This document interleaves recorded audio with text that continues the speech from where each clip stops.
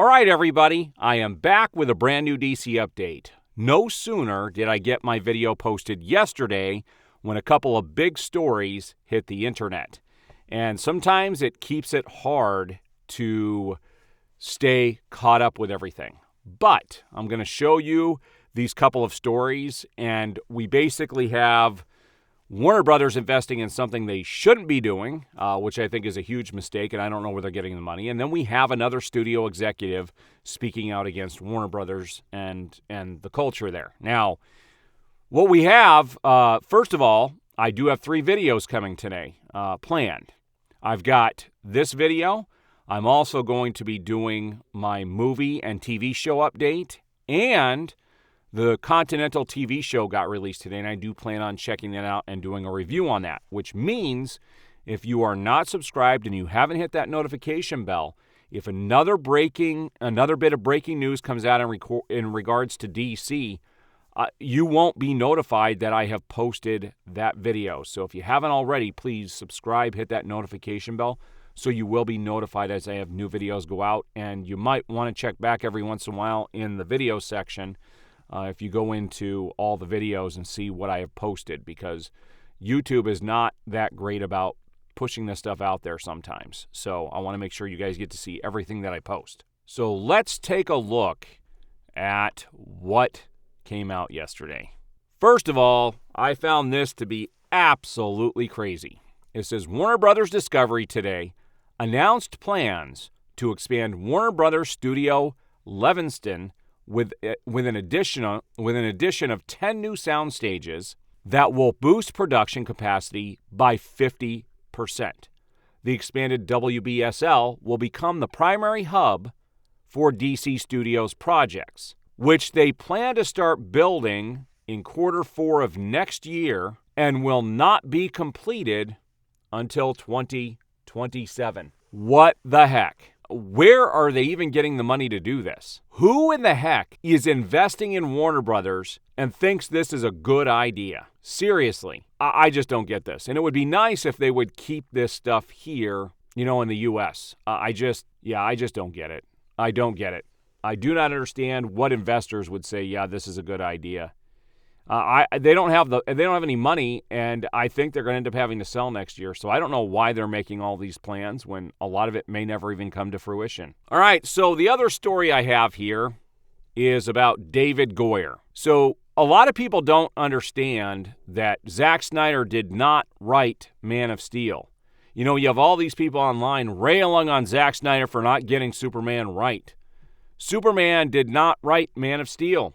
It was written by David Goyer, and the reason David Goyer was hired to write Man of Steel was because he wrote the Batman trilogy as well. He was involved with the Nolan trilogy. We had Christopher Nolan, we had David Goyer.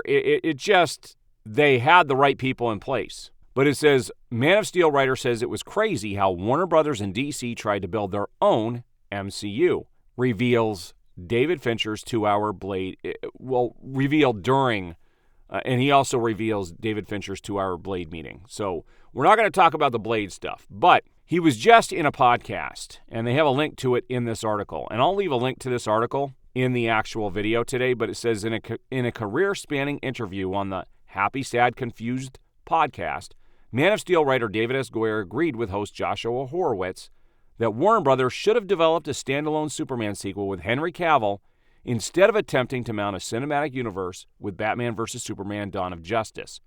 The studio did so in order to compete with Marvel. I know the pressure we were getting from Warner Brothers, which was, we need our MCU. We need our MCU. And I was like, let's not run before we walk, Goyer said. The other thing that was difficult at the time was there was this revolving door of executives at Warner Brothers and DC. Every 18 months, someone new would come in. We were just getting whiplash. Every new person was like, we're going to go bigger. I remember at one point, the person running Warner Brothers at the time had this release that pitched the next 20 movies over the next 10 years. But none of them had been written yet. Goyer continued in amazement. It was crazy how much architecture was being built on air. This is not how you build a house. Goyer worked closely with Christopher Nolan on the Dark Knight trilogy, and the two conceived of a Superman movie that would become Zack Snyder's 2013 tentpole Man of Steel. Goyer wrote the film, but Cavill never got the chance to lead another standalone Superman movie, as a remainder of his time in the Crimson Cape was spent in universe-building tentpoles such as Batman vs. Superman and Justice League, prior to getting, and that's where it ends. We're not going to get into the Blade stuff here. But let's talk a little bit about this. It is crazy to me that you have all these people coming out speaking out against Warner Brothers.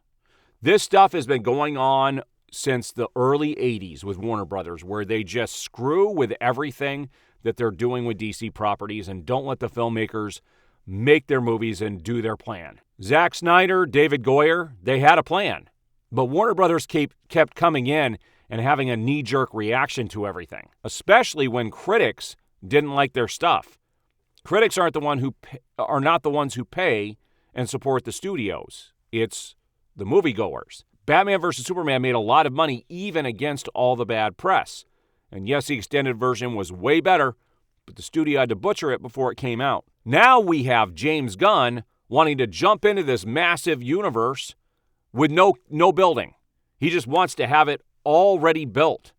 This is the same mistake that Warner Brothers was trying to do with what was originally planned 10 years ago. Well, I don't see how they're going to get a different result. It is going to be a disaster. You're going to have a Superman who's not a true man.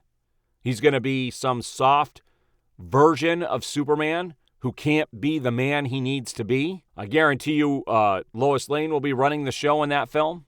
Oh, I can all but guarantee it. It's what Hollywood does best.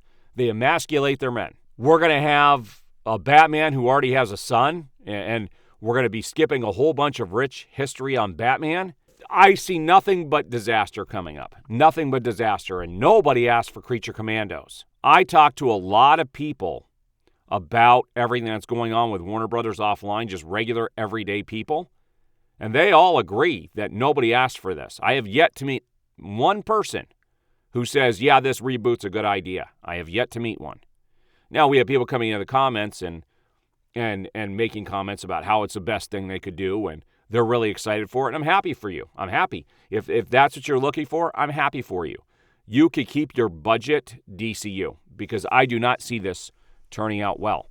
But we'll see. If Superman Legacy ends up being amazing, I will absolutely admit it. But I don't expect it to be. I really don't. I don't see, there's nothing that Gunn has ever done. He has never stayed close to the source material, ever. If you look Guardians of the Galaxy, it's nothing like the source material. If you look at Peacemaker, it is nothing like the source material.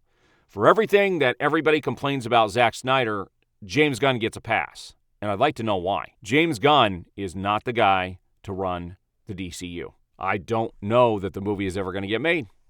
But we'll see. We'll see. This strike is scheduled to continue.